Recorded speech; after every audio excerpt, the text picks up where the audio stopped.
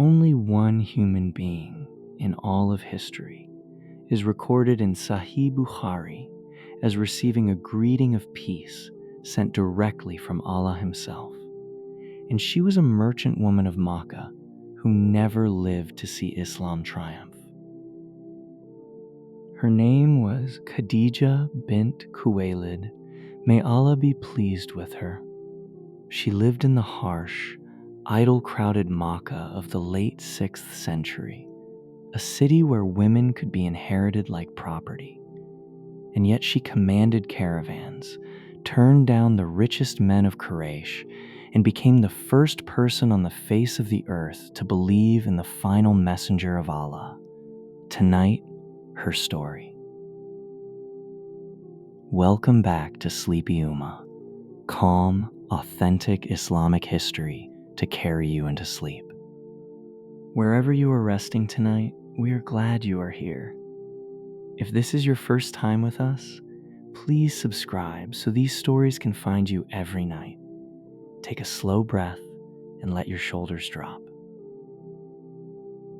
A note on our sources before we begin. Our stories are based on authentic Islamic sources, the Qur'an, Sahih Hadith, and classical Islamic scholarship. Some dialogue and scene descriptions are added for storytelling atmosphere and are not presented as historical fact. And before we start, leave a comment and tell us where in the world you are listening from tonight. Now settle in. Tonight we will stand in the doorway of a house in Makkah as a trembling man returns from a cave with words that will change the world, and listen to the sentence his wife speaks. A sentence preserved letter for letter in the most authentic book after the Qur'an. We will watch a wealthy woman pour out her entire fortune until nothing remains and starve beside her family in a barren valley, and hear the angel Jibril descend with a message addressed to her from the Lord of the worlds. This is the story of the first believer. This is the story of Khadijah. But to understand what she gave up, you first have to understand what she had.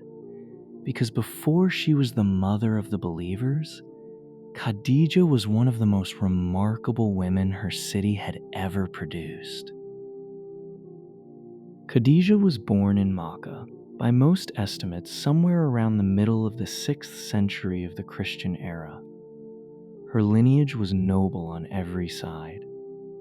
Her father was Khuwaylid ibn Asad of the clan of Banu Asad, a respected merchant and leader of Quraysh. And her family line met the Prophet's own family line only a few generations back in their shared ancestor Qusay. Her mother was Fatima bint Zaidah. This was the aristocracy of Makkah, the guardians of the Kaaba, the people whose caravans stitched Arabia to the wider world.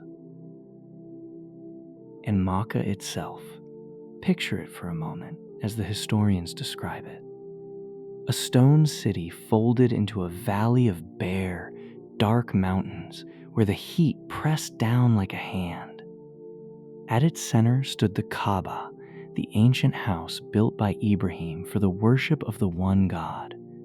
But by Khadijah's lifetime, its courtyard had filled with hundreds of idols. Stone gods, wooden gods, gods for rain and gods for war. The pure religion of Ibrahim had been buried under centuries of superstition, and the society around it had hardened. The strong devoured the weak. Orphans were cheated. And a woman in that world held whatever ground she could take, and little more. Which is exactly what makes Khadijah so extraordinary. Because in that world, this woman rose. The biographical sources, Ibn Sa'd among them, record that she became one of the wealthiest merchants in all of Makkah. She did not travel with the caravans herself. Instead, she hired trustworthy men, financed their journeys, and shared the profits. A businesswoman directing trade from Makkah while her goods moved north toward Syria and south toward Yemen. Some historical reports go so far as to say that when the great caravan of Quraysh assembled, her share of it equaled the merchandise of the rest of the tribe combined. Whether or not that report is precise in its measure, and it is a historical account, not a hadith, the picture it paints is consistent across the sources. Khadijah was wealthy, capable, and respected in a society that respected very few women. But here is the detail the sources dwell on most, and it has nothing to do with money. Long before Islam, the people of Makkah had given Khadijah a name. They called her Tahira, the Pure One. Ibn Hajar records the title in his great biographical work Al-Isabah. Think about what that means. In a city steeped in every kind of excess, the public reputation of this woman was so spotless, her character so upright, that purity itself became her nickname. Makkah gave the young Muhammad the title Al-Amin, the trustworthy. It gave Khadijah the title At-Tahira, the pure. Two people in one city, named by their neighbors for their character, and Allah, in his perfect wisdom, was drawing their lives toward each other. Before her marriage to the Prophet, Khadijah had been married twice. The sources name her two husbands as Abu Hala ibn Zurara of the tribe of Tamim and Atik ibn A'id of the clan of Makhzum. Though we should be honest with you, as we always try to be, the early sources differ on which marriage came first and on whether each ended in death or divorce. What is agreed is that from Abu Hala she had a son named Hind, a boy the Prophet would later help raise, who grew up to become a Muslim and to fight at Badr and Uhud, and who left behind one of the most beautiful physical descriptions of the Prophet ever recorded. By the time our story truly begins, Khadijah was a widow, raising children, running a trading fortune, and fielding marriage proposals from the most powerful men in Makkah. And she refused them, one after another. The chiefs of Quraysh, men of wealth and rank, came asking for her hand. And this woman, who needed nothing from any of them, turned them all away. The sources do not tell us everything that was in her heart, but based on what happened next, we can reasonably imagine that Khadijah was waiting. Not for wealth, which she had, and not for status, which she had, but for something Makkah had almost run out of: character. And in the year, she turned her attention to a new business venture. Character is exactly what walked into her story. Somewhere in Makkah, in those same years, there lived a young man whom the whole city knew by a single word. His name was Muhammad ibn Abdullah, not yet a prophet, not yet a messenger, still decades from the cave and the light. He had been born an orphan, his father dying before his birth, his mother Amina passing away when he was only 6. He was raised first by his grandfather Abdul Muttalib, and then by his uncle Abu Talib, a good man of noble blood but modest means. The young Muhammad had worked as a shepherd on the hills outside Makkah, a detail he himself later confirmed in the narration of Abu Huraira recorded in Sahih Bukhari, saying that Allah sent no prophet who had not tended sheep, and that he had tended the sheep of the people of Makkah for a few small coins. And as he grew into manhood, the people of Makkah watched him, the way small cities watch everyone, and what they saw made them give him that name, as Sadiq al-Amin, the truthful, the trustworthy. In a merchant city where every transaction was a small war, here was a man who simply did not lie and did not cheat. People deposited their valuables with him for safekeeping. His word was better than another man's oath. Reputation like that travels, and it traveled to Khadijah. She was looking for a man to lead her merchandise north to Syria on the long caravan road through the desert. Ibn Kathir records in Al-Bidayah wa Nihaya that when she heard of Muhammad's honesty, she sent for him and offered him better terms than she gave any other agent. By some accounts, double the usual share. He was around 25 years old. He accepted, and he set out for Syria with her goods, accompanied by her servant, a man named Maysara. Understand what a caravan journey meant in that world, because it explains why Khadijah chose her men so carefully. Weeks of travel each way, north along the ancient incense road, the groan of loaded camels before dawn, the long white heat of the middle hours, wells that had to be found and shared and sometimes fought over, and at the end of it, the markets of Basra, loud with a dozen languages, where a careless or dishonest agent could lose a season's fortune in an afternoon. Every stage of that road was a test of exactly the qualities Makkah said this young man possessed. Khadijah had not hired a reputation. She had hired a character, and she had sent her own trusted servant along, which meant that for the first time, someone would be watching that character at close range, day after day, when no one of consequence was there to impress. The journey itself is well established in the Sirah literature.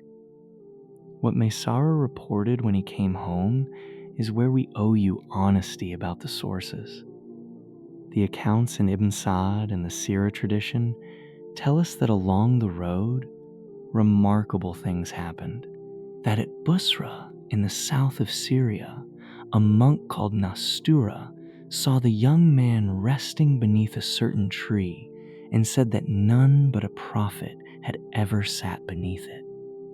That, in the worst heat of the afternoons, Maysara would look over and see what appeared to be two angels shading Muhammad from the sun. These reports come from the Sirah tradition, and their chains of transmission do not reach the level of Sahih Hadith. So we share them tonight as the classical biographers recorded them, part of the story Muslims have told for 14 centuries, but not with the certainty of the Qur'an or Sahih Bukhari. What is beyond doubt is the outcome. The trading was more successful than any journey before it. Ibn Kathir records that Khadijah's goods returned with nearly double the expected profit. And Maysara talked. He told his mistress everything. The honesty at every stop, the gentleness in every dealing, the strange sense that this young man was simply unlike other men. Khadijah listened. She was a judge of character. Her entire fortune had been built on knowing which men could be trusted with what mattered. She had heard polished reports from agents before, men performing their virtue for the woman who paid them. This was different. This was her own servant, unprompted, unable to stop describing someone. And somewhere in that listening, quietly, without a word to anyone, something in her settled. The narrations do not tell us what those days of deliberation felt like for her, but picture it. A woman who had refused the princes of her city, sitting with her accounts in the lamplight, realizing that the one man she could actually respect was a young trader with no fortune at all, 15 years her junior by the most famous reckoning. Every social convention of Makkah said it was impossible. She was above him in wealth and rank by every measure her society knew how to take, and she decided the measures were wrong. So Khadijah did something almost unheard of in her world. She proposed. She did it with characteristic discretion through a trusted friend, a woman named Nafisa bint Munya. And the beautiful thing is that we have this story from Nafisa's own mouth, recorded by Ibn Sa'd in his Tabaqat. Nafisa relates that Khadijah sent her secretly to Muhammad after his return from Syria. She approached him with a simple question. "What keeps you from marrying?" He answered plainly, "I have no means to marry." And Nafisa asked the question she had been sent to ask. If the means were taken care of, and you were invited to beauty and wealth and nobility and standing, would you not accept? He asked who she meant. She said, "Khadijah." And Muhammad, peace and blessings be upon him, said, "I will do it." A widow passed her youth by the reckoning of her people, an orphan with empty hands, and between them, arranged by the decree of Allah before either of them could know it, the greatest marriage in the history of the world. The wedding that followed brought together the two noble houses in Khadijah's own home, and it is here, at this wedding, that we need to stop and clear away two pieces of misinformation, because this channel exists to give you the story as the sources actually preserve it. First, the marriage itself, as the sound accounts describe it. The Prophet's uncles, Abu Talib among them, and by some accounts Hamza as well, went formally to Khadijah's family to ask for her hand. Her father, Khuwaylid, was not there to give her away, because, as Ibn Sa'd states plainly, he had already died years earlier, before the War of Al-Fijar. So the man who stood for her family was her uncle, Ammar ibn Asad. Abu Talib spoke a speech in praise of his nephew that the Sirah sources preserve, declaring that Muhammad, though modest in wealth, was beyond comparison among the youth of Quraysh in nobility and virtue, and that wealth itself is nothing but a passing shadow. The dowry was given. The reports in the Sirah literature mention 20 young she-camels, a generous mar befitting her station. The marriage was contracted, and the wedding feast was held at Khadijah's house. And one small report from the Sirah literature deserves a place here, because it shows the kind of wife Khadijah would be when she saw how deeply her husband loved Halima, the desert nursemaid who had suckled him as an orphaned infant. Khadijah honored the old woman with lavish generosity. The reports mention a gift of 40 sheep and a camel. The Prophet was around 25 years old. Now the first correction.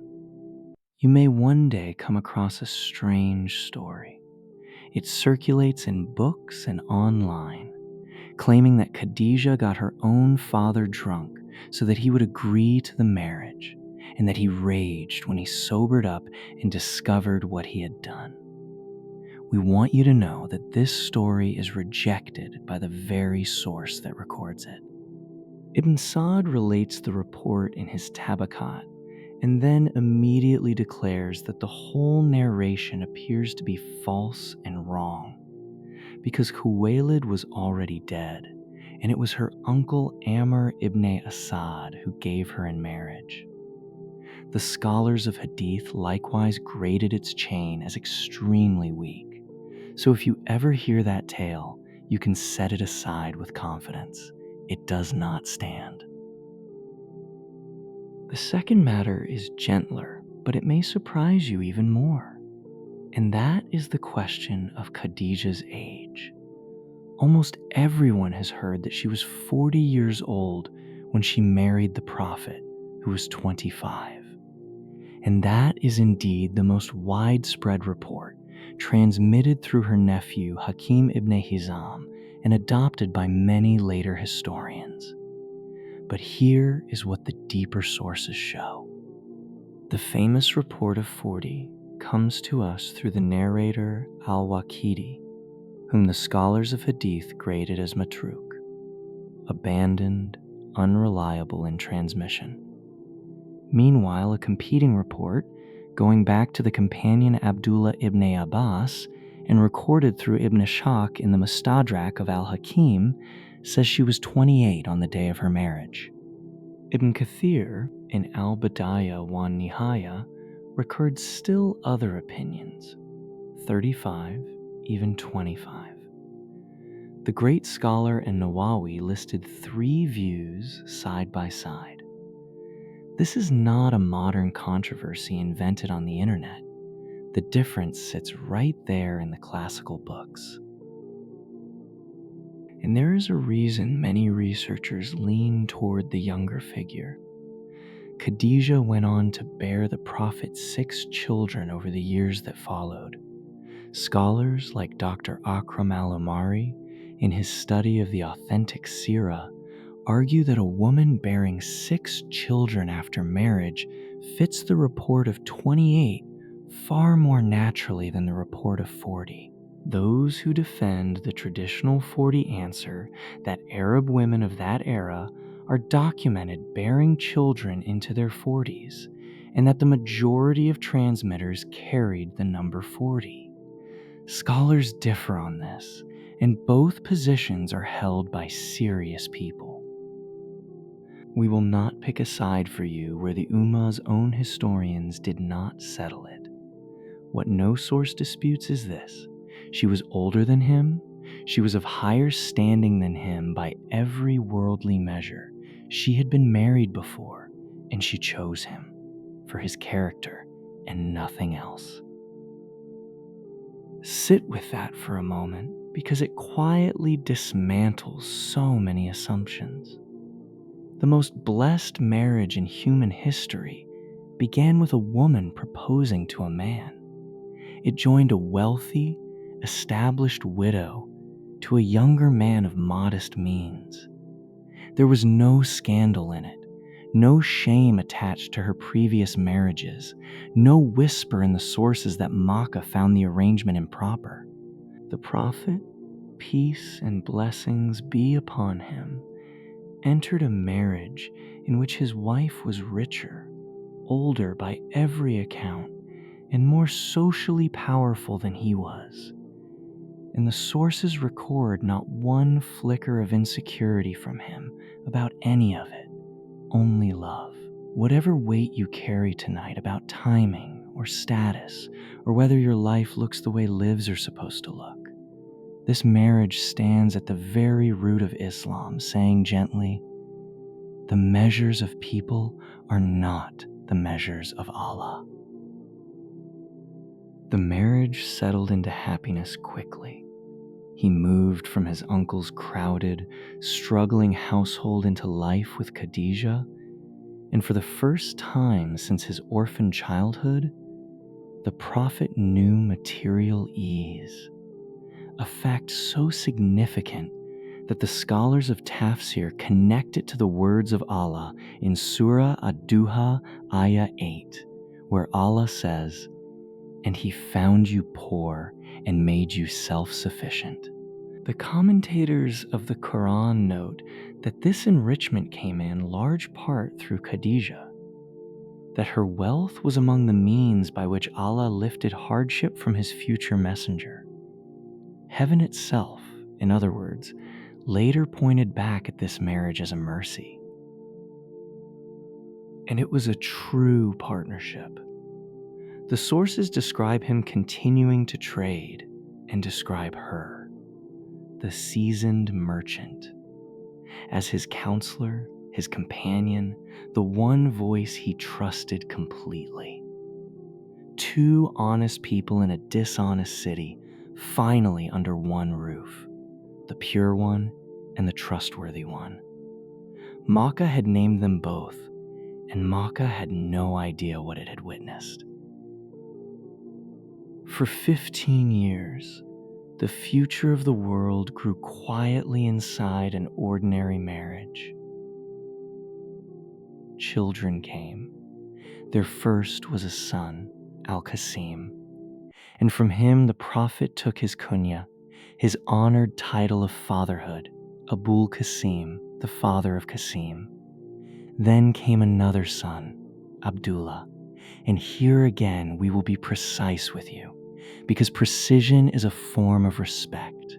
You will sometimes read that Khadijah bore the Prophet 3 sons, Qasim, Tayyib, and Tahir.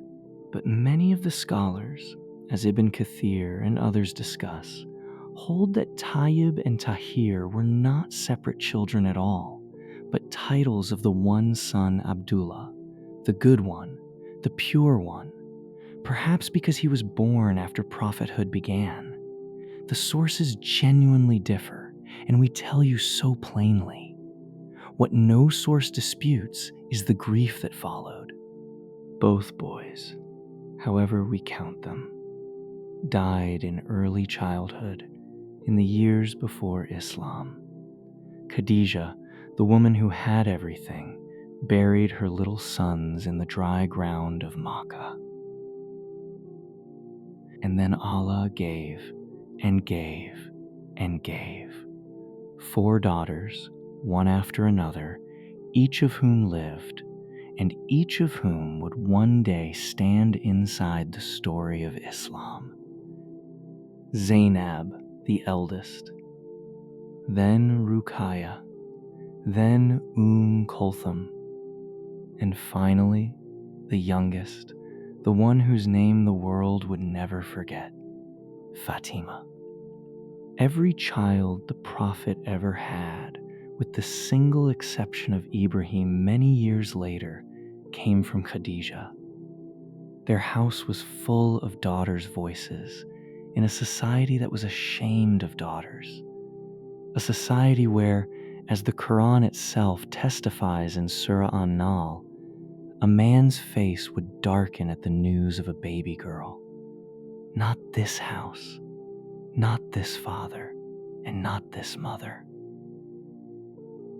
2 more souls joined the household in those years, and both mattered enormously. The first was a slave boy named Zayd ibn Haritha, who came into Khadijah's possession and whom she gifted to her husband. And the Prophet freed him and loved him and raised him effectively as a son.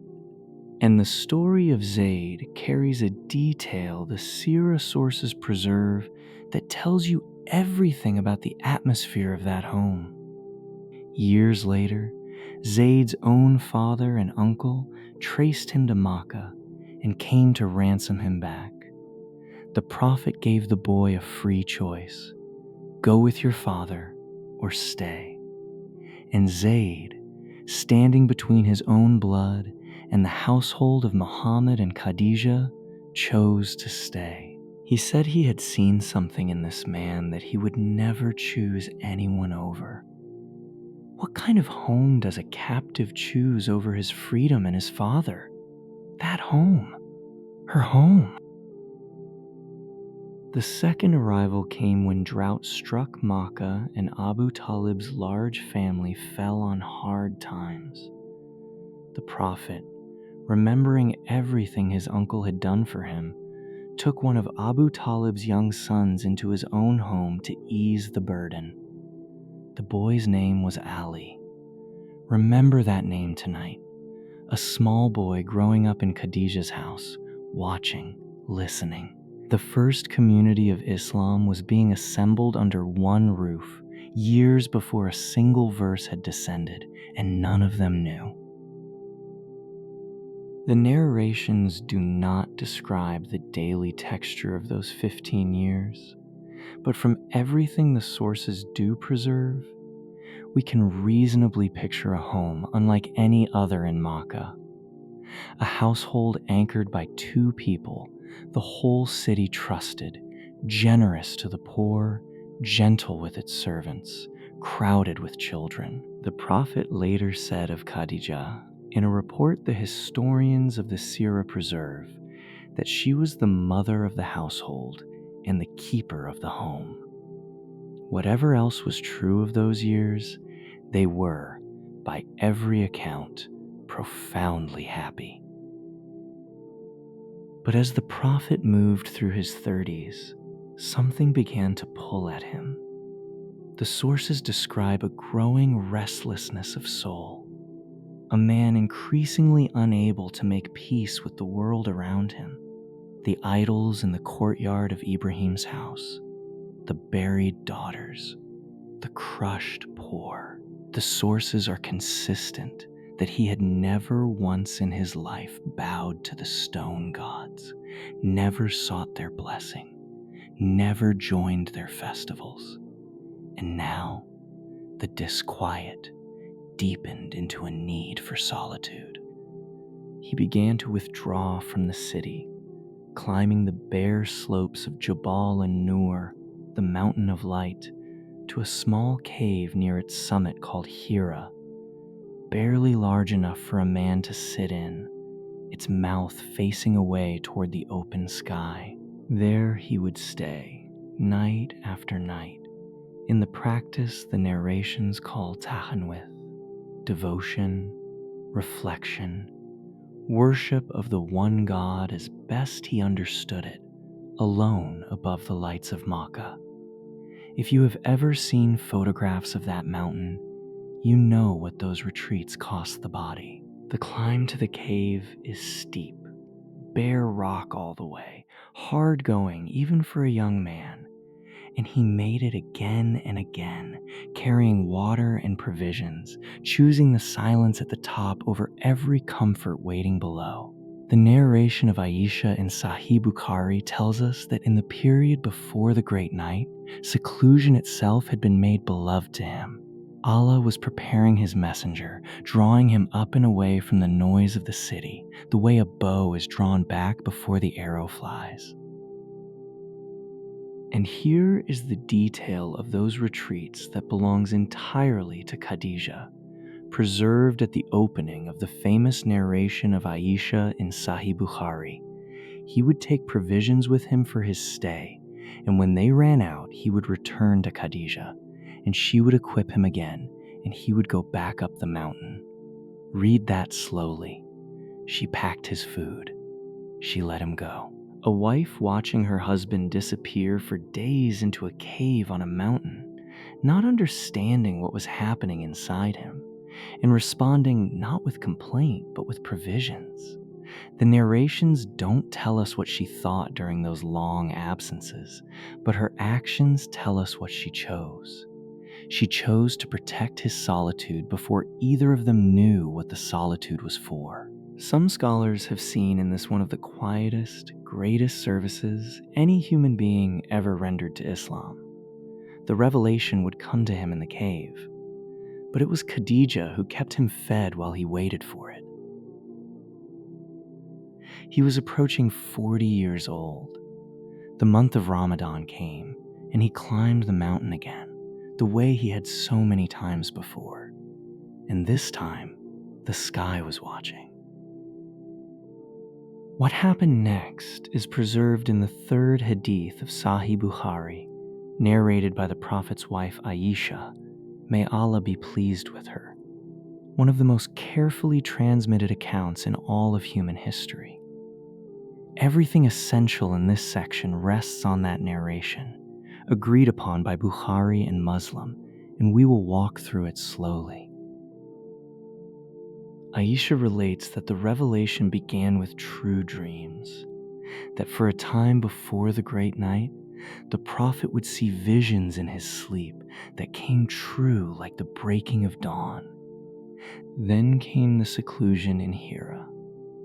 And then, on a night in Ramadan, in the year 610 of the Christian era, while a man sat alone in a cave of dark stone high above his sleeping city, the angel came. The angel said one word, Iqra, read. And the Prophet answered, truthfully, the only thing he could answer. I am not one who reads. He had never studied letters. The Qur'an itself calls him the unlettered prophet. Then, as the narration in Sahih Bukhari records in his own words, the angel seized him and pressed him, squeezed him with overwhelming force until he could hardly bear it, and released him and said again, "Read." Again he answered, "I am not one who reads." Again the angel seized him, pressed him until his strength was gone, released him. "Read. I am not one who reads." A third time the crushing embrace, and then the angel spoke the words that opened the final revelation, the first verses of Surah Al-Alaq. "Read, in the name of your Lord who created man from a clinging substance. Read, and your Lord is the most generous, who taught by the pen, taught man that which he knew not." And then the angel was gone, and a 40-year-old man was alone in the dark with a pounding heart, and the words were inside him, and nothing in his life had prepared him for any of it. He fled down the mountain. The narration says his heart was trembling, and try for a moment to stand inside that trembling. He did not yet know he was a prophet. He did not yet know the being in the cave was Jibreel. All he knew was that something immense and overwhelming had seized him in the darkness, and he was afraid, as he would say in his own words moments later, for his very self. And in that fear, in the middle of the night, with the whole world newly strange around him, where did he go? Not to the elders of his tribe, not to the priests of the sanctuary. He went home. He went to Khadijah. He came through her door shaking, and he said, as Sahih Bukhari preserves it, wrap me up, cover me." And she did. She wrapped him in a cloak and held the covering around him until the terror ebbed out of his body. No questions first, no panic of her own added to his, just warmth and presence and the steadiness of a woman who had weathered 50 storms of her own. And when the fear had settled enough for words, he told her everything that had happened in the cave. And then he said the sentence that shows us how human, how utterly human, that night was. "I fear that something may happen to me." What Khadijah said next is, by the estimation of many scholars, one of the greatest sentences any human being has ever spoken, and it is preserved word for word in Sahih Bukhari and Sahih Muslim. She said, "Never. By Allah, Allah will never disgrace you. You keep good relations with your kin. You bear the burden of the weak. You give to the one who has nothing. You honor the guest, and you help those struck by calamity." Stay with those words a moment, because everything about them is remarkable. First, she answered his fear with an oath. Never, by Allah. Not perhaps, not I'm sure it will be fine. She swore. Second, notice her reasoning. She did not argue from the vision itself, which she had not seen. She argued from his character, which she had witnessed for 15 years at the closest possible range. Her logic was as sound as any scholar's. A God who is just does not humiliate a man who lives like this. She reasoned from the justice of Allah to the safety of her husband. In the middle of the night, with no warning, without a moment's preparation. The scholars have marveled at this ever since. The first theology of this Ummah, the first argument from Allah's justice, came from Khadijah in her own house before a single other soul on earth believed. And third, she believed him. Instantly, completely. Here was a man telling his wife that a being had seized him in a cave and spoken words into his heart. She had every worldly reason for doubt, and she did not doubt. The Prophet would say of her, years later, in the narration recorded by Imam Ahmad, "She believed in me when the people disbelieved." It began that night, in that room, before the people had even heard. But Khadijah did not stop at comfort. And this, too, tells you who she was. She acted. The narration in Sahih Bukhari continues. She took her husband to her cousin, Waraka ibn Nawfal, an old man, blind in his final years, who had left the idols long ago and become a Christian in the time before Islam, a man who studied the earlier scriptures and wrote from the gospel. If anyone in Makkah could interpret what had happened on that mountain, it was Waraka. Khadijah said to him, "Oh, my cousin, listen to your nephew." And the Prophet told him what he had seen. And the old man's answer rang like a bell through the room. This is the Namuz, the same angel of revelation whom Allah sent down to Musa. Waraka recognized it. The blind old student of the scriptures, at the very end of his life, understood before almost anyone alive what had just entered the world. And then he said something strange and sorrowful. "I wish I were young now. I wish I could be living when your people drive you out." The Prophet was startled. "Will they really drive me out?" And Waraka answered, "No man has ever come with what you have come with, except that he was met with enmity. If I live to see that day, I will support you with all my strength." And not long afterward, the narration tells us, Waraka passed away. One of the first people ever to affirm the prophethood of Muhammad, peace and blessings be upon him, gone before the mission had barely begun.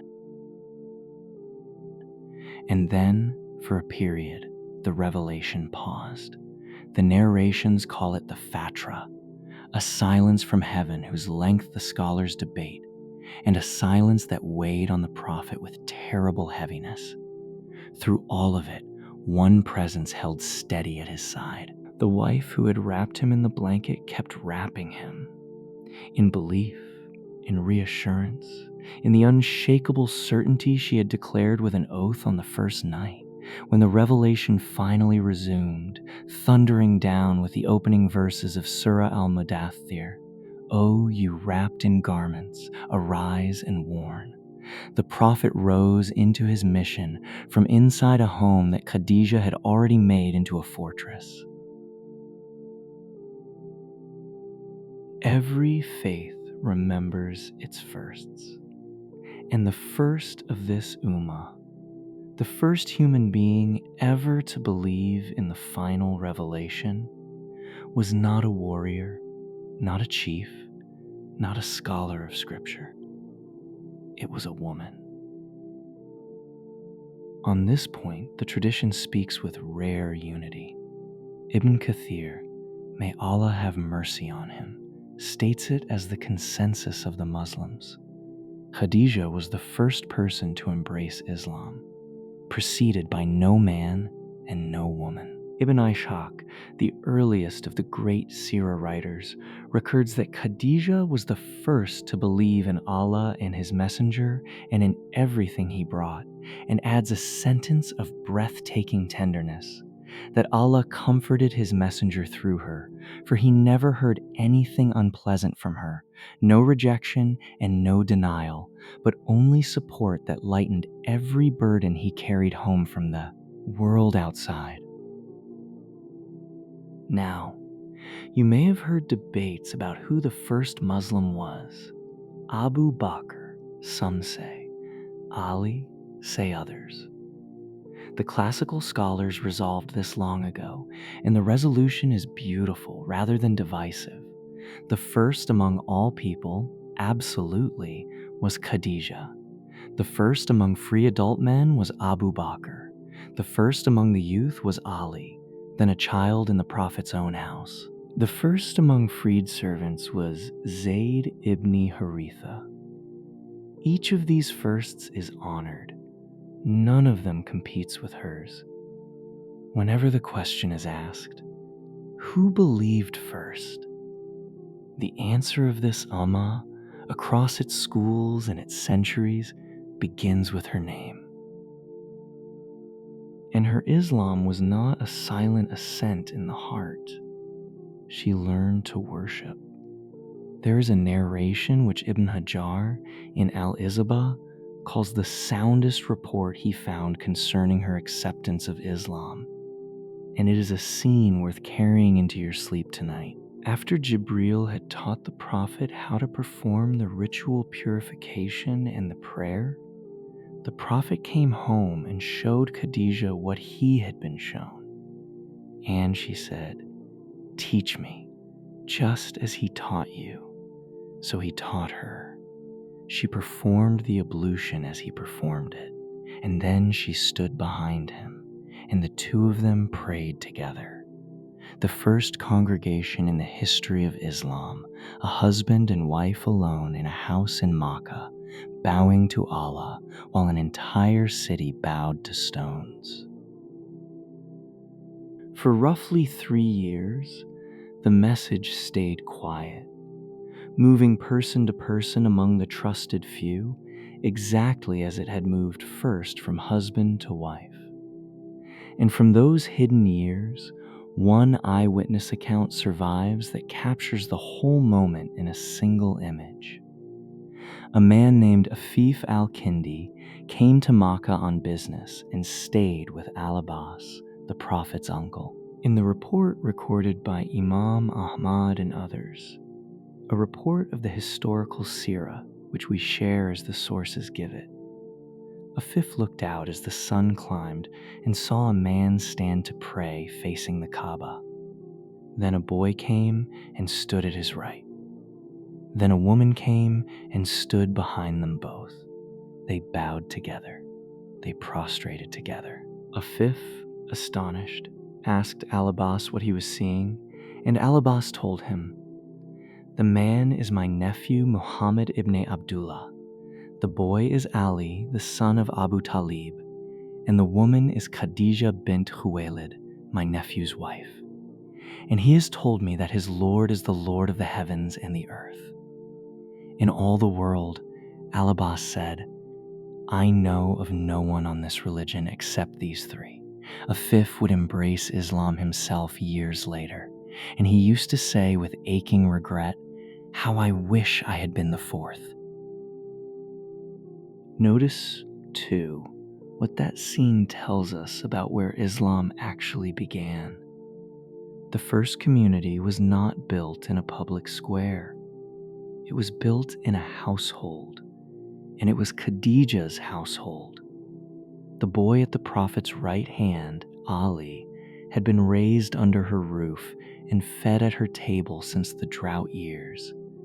Zayd ibn Haritha, among the very first believers, had come to the Prophet as her gift. When Abu Bakr believed and the trickle of early converts began, the home they were drawn toward, the safe hearth at the center of a hostile city, was the home she kept. The scholars sometimes call the house of Khadijah the first house of Islam, and they mean it almost literally. The first verses of the Qur'an ever recited to another human being were recited within its walls. The first prayer ever prayed in congregation was prayed on its floor, and the first generation of believers warmed themselves at its fire. One man, one boy, one woman, the entire visible Ummah of Islam praying in the shadow of 360 idols. And the woman standing in that tiny congregation had chosen it with her eyes open.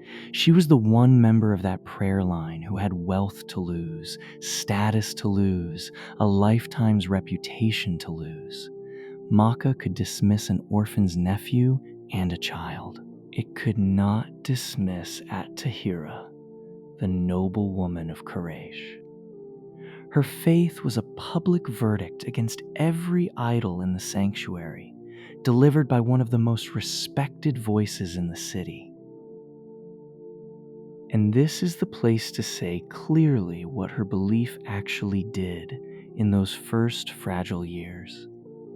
Every convert who came trembling into the new faith found, at the center of it, not only a prophet but a home, a household whose mother was serene, generous, and utterly certain. The scholars across the centuries return to the same word for Khadijah's role in those years. She was the Wazira of truth, his minister, his counselor, the one to whom he returned from every insult in the street. When Makkah called him a liar and a poet and a madman, he walked home through those words and came through the door of a woman who had sworn by Allah on the very first night that Allah would never disgrace him. She said it once, and then she spent the rest of her life proving she had meant it. Then the command came to preach openly, and Makkah showed its teeth. The Qur'an records the turning point in Surah Ash-Shu'ara, Ayah 214, and warn your closest kindred. The quiet years were over. The Prophet stood on the hill of Safa and called his city to the worship of one God, and the city answered over the years that followed with mockery, then slander, then stones, then blood. The believers of those years were tortured in the open sun. Scenes the Sirah literature has never allowed the Ummah to forget. Bilal under the boulder, the family of Yasir in their chains. And through the center of that storm walked a man whom the whole city had once called trustworthy, now called a madman in the streets he had grown up in. Khadijah's role in those years of fire was not to stand in the street beside him. It was something quieter and, in its own way, just as costly. She underwrote the entire mission. The historical sources are consistent that her fortune, the caravans, the trade wealth, the accumulated riches of a lifetime of skill, was poured out year after year into the cause of Allah, feeding the destitute believers, supporting the freeing of tortured slaves, sustaining the Prophet himself so that no man in Makkah could say hunger drove him. The Prophet said it himself in the narration recorded by Imam Ahmad. She supported me with her wealth when the people deprived me. The scholars of Tafsir, as we mentioned earlier tonight, connected her wealth to Allah's own words about enriching his messenger. What Allah had given her across 40 years of trade, she handed back to him in 10. And the persecution reached inside Khadijah's own family in a way any mother listening tonight will feel in her chest. Before Islam, 2 of her daughters, Ruqayya and Kulthum, had been given in marriage to 2 sons of the Prophet's uncle Abu Lahab. Marriages contracted, but the sources note, never yet consummated. The same Abu Lahab whom the Qur'an would condemn by name in Surah Al-Masad.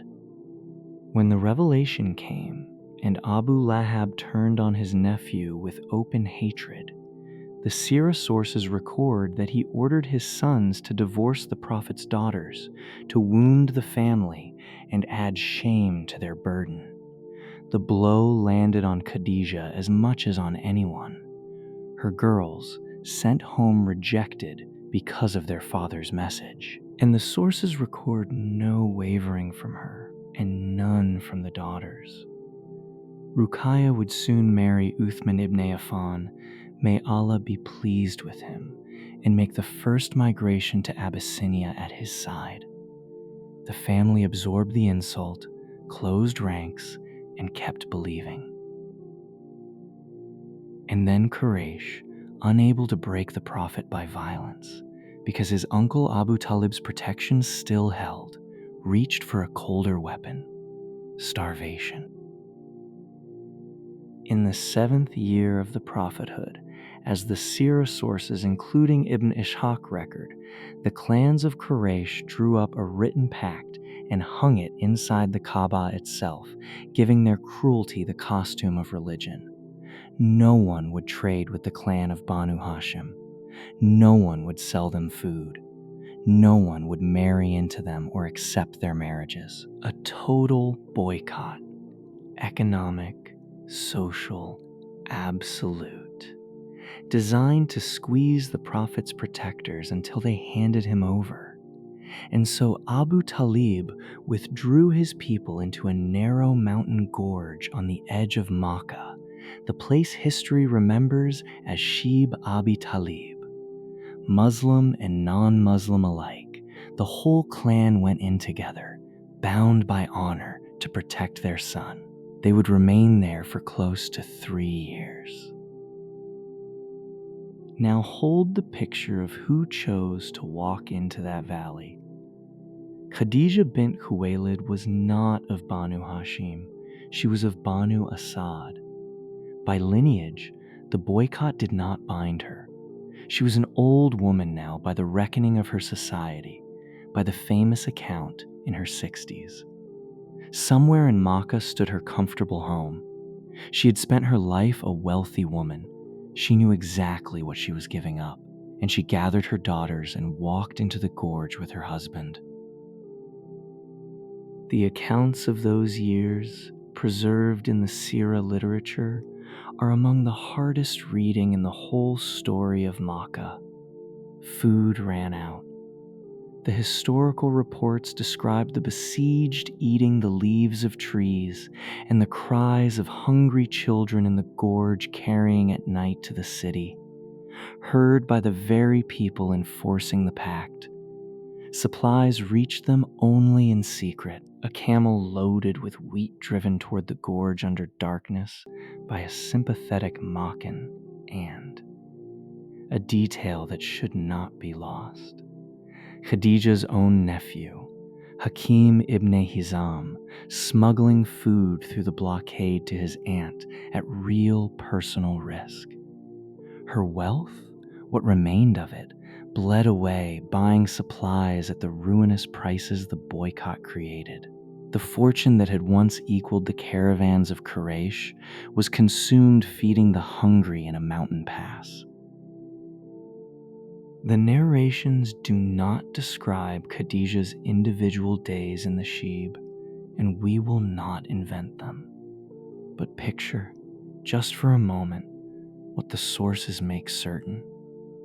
A woman near the end of her life, who had known silk and abundance since childhood, sleeping in a gorge of black rock, heat by day, hunger always, her daughters beside her growing thin, and not one report, not a single line in any source of a complaint from her, or a regret, or a backward glance at the life she had traded away. Whatever the boycott took from her body, it never touched the thing she had sworn on the first night of revelation. The boycott finally collapsed under its own shame. The Sirah sources tell of a handful of Makkans, led by Hisham ibn Amr, whose consciences broke first, and who maneuvered publicly to tear up the pact. And of the famous report that when the document was brought out, Insects had eaten it away. That last detail comes through the Sirah tradition rather than the Sahih collections, so we pass it to you exactly as the classical biographers did, as part of the story as Muslims received it. What is certain is that around the 10th year of the prophethood, the siege ended and Banu Hashim came home. They came home free. But 3 years of hunger do not leave a body without collecting a price. Least of all the body of an old woman who had given that valley everything she had left. Khadijah walked out of the gorge with her faith untouched and her strength nearly spent. The hardest year of the prophet's life was about to begin. Before the sorrow, heaven sent down an honor that no other woman in history has ever received, and it arrived, of all ways, while Khadijah was carrying food. The narration is recorded in Sahih Bukhari, Hadith 3820, and Sahih Muslim, Hadith 2432, narrated by the companion Abu Huraira, may Allah be pleased with him. Agreed upon by both of the most authentic collections, the very highest grade of transmission that exists. Jibreel came to the Prophet, peace and blessings be upon him, and said, "O Messenger of Allah, this is Khadijah, coming to you with a vessel of food and drink. When she reaches you, greet her with peace, from her Lord and from me, and give her the glad tidings of a house in paradise made of kasab, in which there is no noise and no fatigue. Let that settle over you slowly, the way it deserves. The Lord of the worlds, the creator of the heavens and the earth, before whom the angels stand in ranks, sent his salam to Khadijah, by name, through Jibreel, the greatest of the angels, who added his own greeting to his Lord's.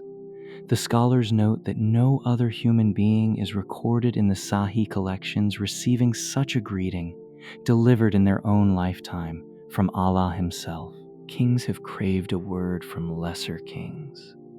Khadijah, walking across a room with a dish in her hands, received the greeting of peace from the King of all kings. And notice, because the scholars noticed what she was doing when it came, not standing on a battlefield, not preaching to a crowd.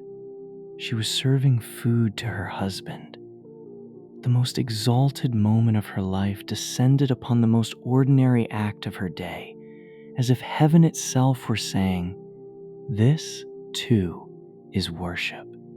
This faithfulness in small things is seen and recorded and greeted by name.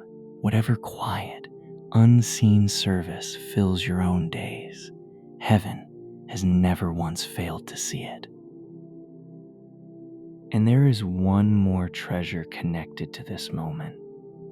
A report transmitted in the narration of Anas ibn Malik, preserved outside the two Sahih collections and related by the commentators of Hadith when they explain this greeting. It records Khadijah's reply when the words reached her. She did not simply say, "And upon him be peace," because her understanding was too precise for that. She answered, "Allah, He himself is as salam, the source of peace, and upon Jibreel be peace, and upon you, O Messenger of Allah, be peace and the mercy of Allah." The scholars have marveled at the theological exactness of that answer, given in an instant, decades before the books of doctrine were written. Peace is not wished upon Allah, for all peace is from Him. The first believer, honored with a greeting no one else ever received, responded with a masterpiece of understanding. and we pass the report to you as the commentators did, noting honestly that its chain sits a level below the greeting itself, which is agreed upon in Sahih Bukhari and Sahih Muslim. Then comes the promise, a house in paradise made of kasab. The word can mean reeds, but the commentators of Hadith explain that here it means hollowed pearl, a palace carved of pearl, luminous and whole. And then two more words, chosen. The scholars observe, as if to answer her entire life.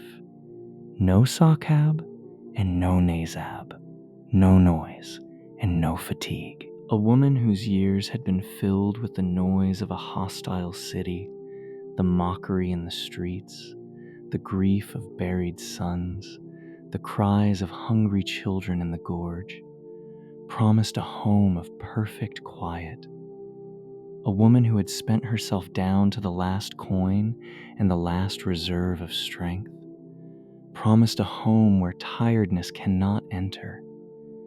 The commentators saw in it the precision of divine reward, the recompense shaped exactly to the sacrifice. Her rank in this Ummah was declared just as clearly.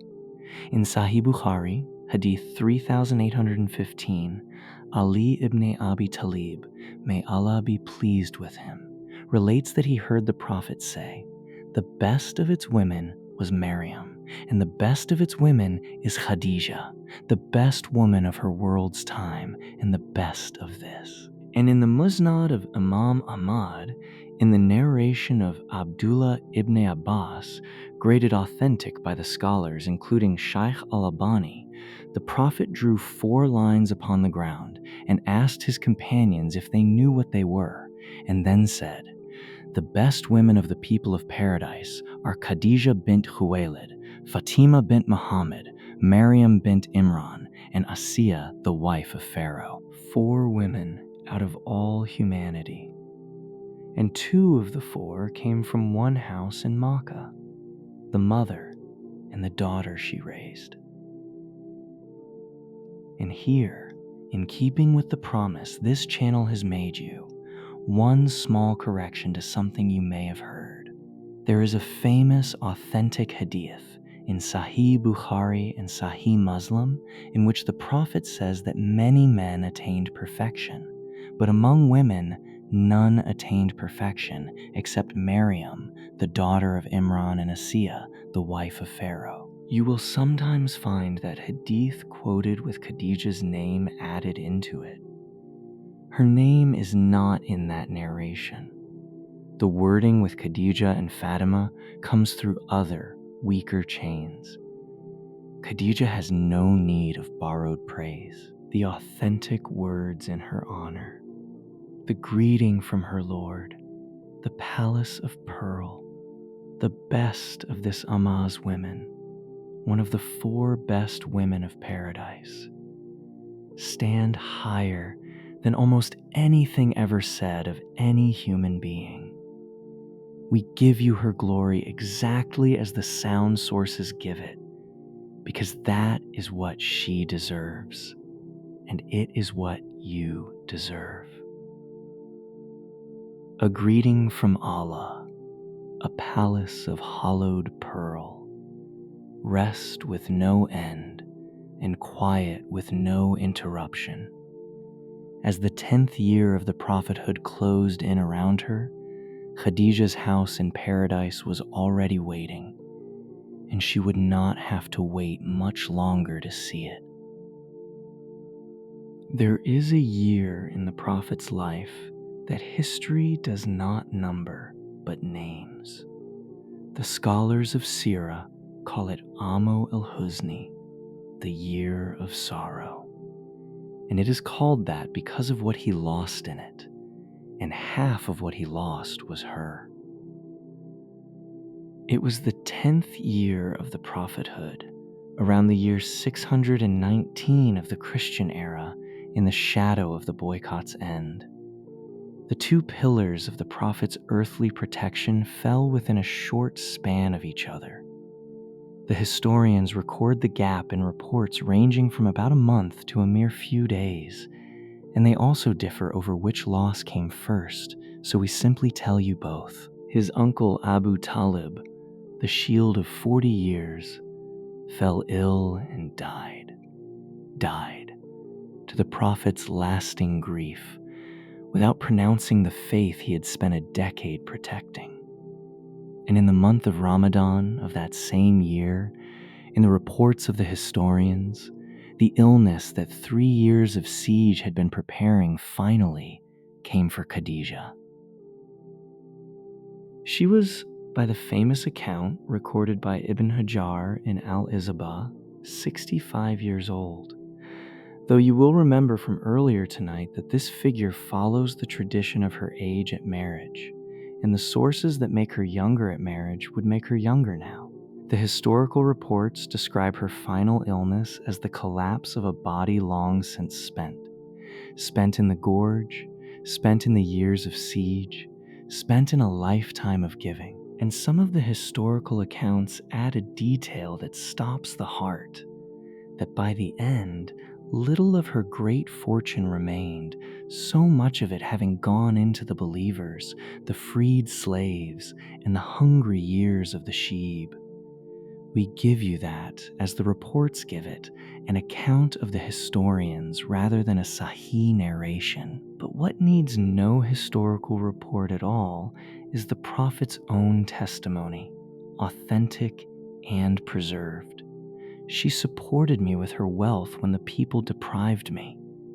She had entered Islam as the richest woman in the city.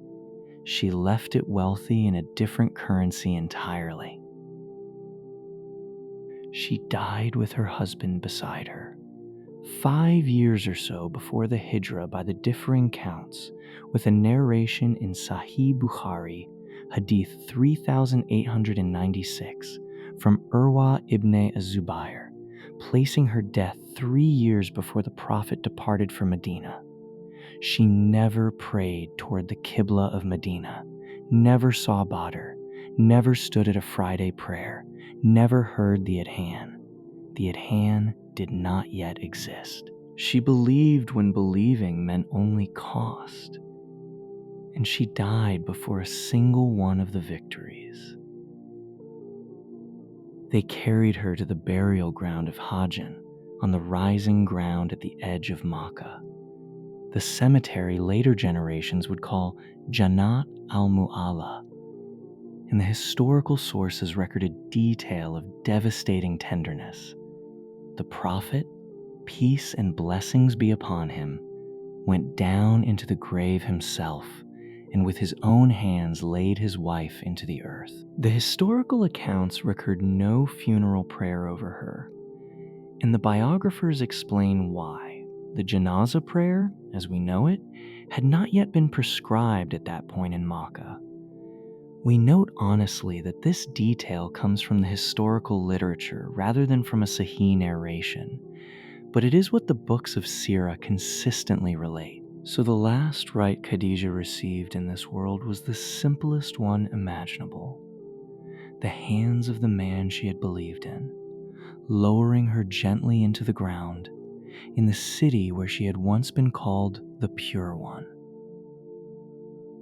He was about 50 years old. She had been his only wife for a quarter of a century, his entire adult life. Every child he had buried with her. Every insult Makkah threw, she had absorbed with him. And the sources tell us that with her death and his uncle's, the city's cruelty rose to meet his grief. The persecution sharpened at once, filth thrown upon him as he prayed, dust poured on his head in the street until he set out for the city of Ta'if seeking help, and was driven out of it, stoned and bleeding.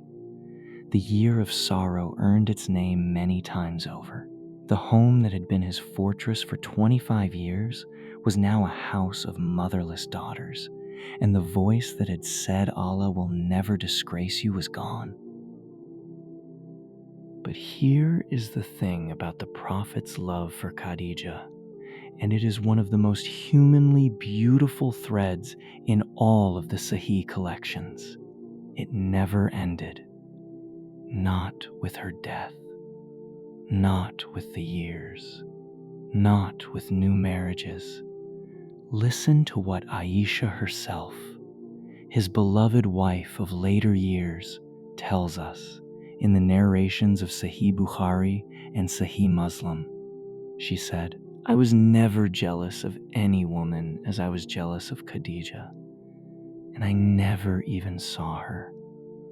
But the Prophet mentioned her constantly, and when he would slaughter a sheep, he would cut it into portions and send them out to Khadijah's old friends, years after her death, in another city, in another life.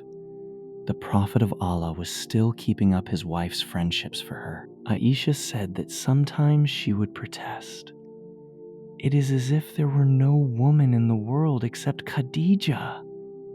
And he would answer, "She was such, and she was such, and I had my children from her." Once, and this is Sahih Bukhari, Hadith 3821, Khadijah's sister Hala came to visit him in Medina and called out asking permission to enter. And her voice, the family voice, was so like her sister's that the Prophet was shaken to his core. He said, "Oh Allah, Hala!" And Aisha, watching the memory move across his face after all those years, felt the old jealousy flare and said words she later reported against herself. "Why do you remember an old woman of Quraysh who died long ago when Allah has given you better than her?" And the Prophet's answer, recorded in the Musnad of Imam Ahmad, Hadith 24864, and graded authentic by Shaykh al-Albani, is the summation of everything you have heard tonight, spoken by the one person who knew her best, with the full authority of prophethood. He said, "No, by Allah. Allah has not given me better than her. She believed in me when the people disbelieved. She affirmed my truth when the people called me a liar. She supported me with her wealth when the people deprived me. And Allah granted me children through her and through no other wife. By Allah, Allah has not given me better than her." That is her epitaph, spoken by the final messenger of Allah, not carved in the stone at Hajjan, carved into the Sunnah itself, where it will outlast every stone on earth. The night is deep around you now, and her story is told. So let us sit quietly for these last few minutes with what the life of Khadijah actually means for you here tonight. Strip everything else away, and the first believer in Islam was a person who did one essential thing. She believed in someone at the exact moment he could offer her nothing in return. She believed him when he came down the mountain shaking. She believed him with an oath before the world had heard a single verse. And then, this is the part that separates her from almost everyone. She paid for that belief, in gold and in hunger and in years, without ever once asking for the receipt. Faith, her life insists, is not a feeling you have. It is a bill you pay gladly because you know who is on the other side of it. And notice what Allah honored in her. Not conquest. She never saw one. Not scholarship. She left no books. What heaven greeted by name was steadiness. Provisions packed for a husband on a mountain. A blanket wrapped around a frightened man. a dish of food carried across a room, wealth quietly spent on people who could never repay it. If your own life feels made of small, unseen faithfulness, meals cooked, people held together, burdens carried without applause, then know tonight that this is precisely the shape of life that received a greeting of peace from the Lord of the worlds. Nothing sincere is small. Nothing given for Allah is unseen. Perhaps you came to your bed tonight carrying fear for your provision, your health, the people you love. Then borrow her sentence. It was true of a trembling man in Makkah, and by the justice of the same unchanging Lord, it is true of every sincere soul who strives to live well.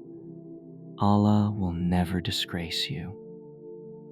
Hold to your kin, carry the weak, give to the one who has nothing, and trust the one who does not waste the deeds of the doers of good. That is not a comfort invented for a video. It is the first recorded theology of this Ummah, spoken by its first believer, and it has not aged a single day. And if you take a single image from tonight into your dreams, let it be this one: a lamplit room in Makkah, a trembling man wrapped in a blanket, and a woman beside him in the dark, utterly unafraid, because she had spent a lifetime learning what was true, and she recognized it the moment it entered her house. Every mosque on earth, every prayer whispered tonight in every language, every heart that has ever found rest in La ilaha illallah, all of it passed in its first fragile hour through the shelter of her certainty. Allah chose his messenger, and for his messenger's first companion, first defender, and first believer, he chose her. So let your breathing slow now. Let your shoulders sink into the bed. The day is over, and you are not asked to carry it anymore. Somewhere beyond every ceiling and every sky, there is a house of hollowed pearl in which there is no noise and no fatigue. And the one who built it for a tired, generous woman sees every tired, generous soul, and he sees you. O Allah, be pleased with our mother Khadijah, the pure one, the first of the believers, and unite us with her in the gardens of paradise. O Allah, as you were with your messenger in his year of sorrow, be with every listener in theirs. Forgive us our shortcomings, settle our debts, heal our sick, mend what is broken in our homes, and let us die as she died, with our certainty intact, and send your peace and your blessings upon our Master Muhammad, who loved her in life and after death, and never once forgot her, and upon his family and his companions, and all who follow them until the end of time. If this story moved you, take a moment before your eyes close to press the like button and to subscribe. It genuinely helps these stories reach more people who need a calm and peaceful night. Tell us in the comments where in the world you are listening from and which moment of Khadijah's life stayed with you the most. And share this with someone who gives quietly and wonders if anyone sees. Because tonight, they should hear who noticed a woman carrying a dish of food.